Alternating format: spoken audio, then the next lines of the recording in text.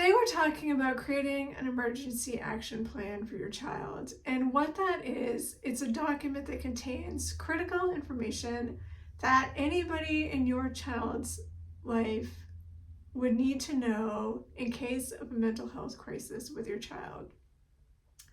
It tells a person who to call, who not to call, anything that your child has been diagnosed with, medications that they're taking. It would list their doctor's information, insurance information, the healthcare centers to take them to or to be in contact with.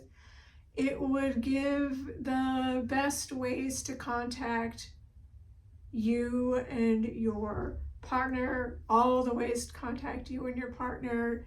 It could list if your child has a history of drug use, if your child is older, and then what a crisis looks like for your child, because a crisis for one person doesn't look the same for another person. And so it's a document that you want to create before your child is ever in a crisis, so that you have that information on hand.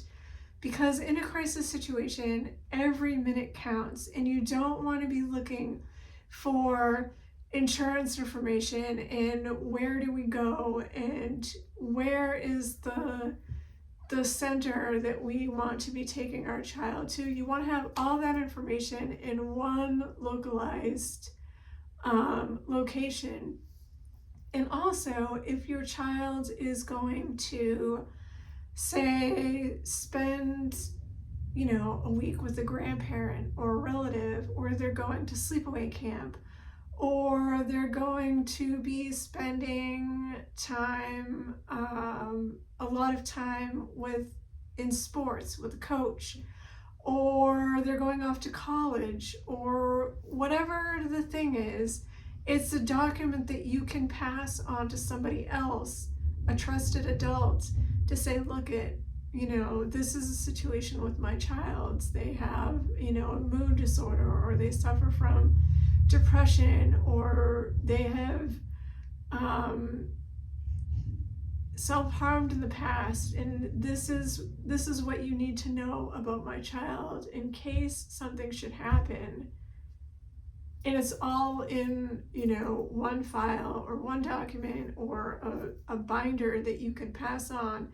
And then if, heaven forbid, something should happen with your child, then that adult doesn't have to be wondering, what am I supposed to do? Who am I supposed to call? Like, what is happening right now? They have it right there. Like, this is what I do. This is what the next steps are. This is what it looks like, and they can move on from there.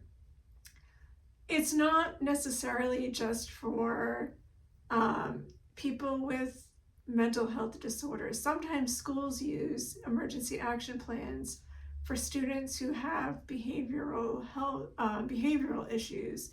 And so an emergency action plan can come in handy for a lot of different things.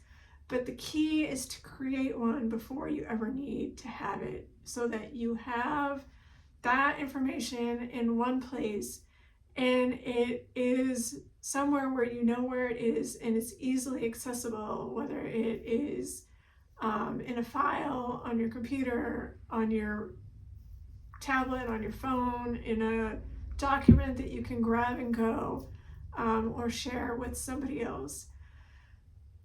You could just type it up on a Word document, thinking about information that you would want to share with the person. There are templates available online that you can fill in.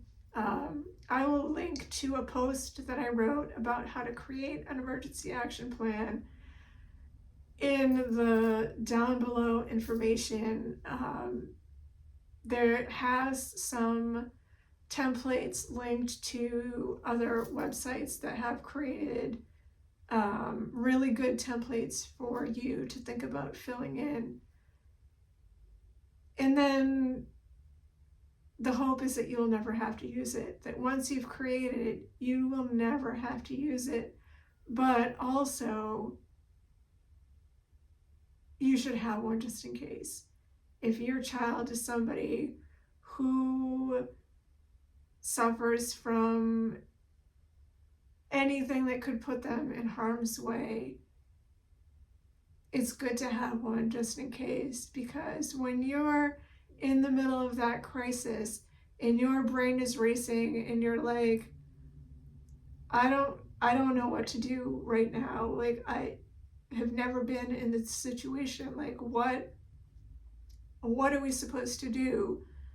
You've already done the heavy lifting, and you already know who it is you're supposed to call and where it is you're supposed to go and all the things that you're supposed to do.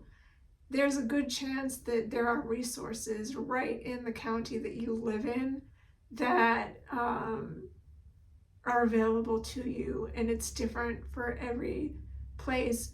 And what I can tell you from having to create emergency action plans is that what you want to do is create one with the resources available to your child for the county that they are currently residing in. So if your child is under the age of 18 and living with you, that's the county that you're living in. If your child is off at school, off at college, or they are off living somewhere else, they have moved out, they're out of your care, you can still have an emergency action plan for them. And what you do is you create it with the resources and the care centers for the county that they are currently living in. You can get help creating a plan for your child with your doctors and with your child's psychologist if they have one, if they are under the age of 18. Once they are over the age of 18, you're kind of shut out from your child's health care. There are behavioral health professionals usually at the medical center where you or your child, it doesn't matter, are receiving care. They can still help you if you let them know that your child is somebody who is in need of that kind of services. They will still talk to you. Just know that once your child is over a certain age, you can no longer be part of their medical decision making. So it's a little bit harder, but it's not impossible. So I thought we would talk about this today because September is Suicide Prevention Month, and one of the best things you can do is to prepare yourself for the worst before the worst ever happens. And one of the ways to do that is to create a plan for what you would do in a crisis before the crisis ever gets there. So I will put a link to that post that I wrote about how to create an emergency action plan. And then if you have any questions, you can feel free to message me, or you can send me an email. And my email information is readily available, and I'm happy to answer any questions, and we'll talk again soon.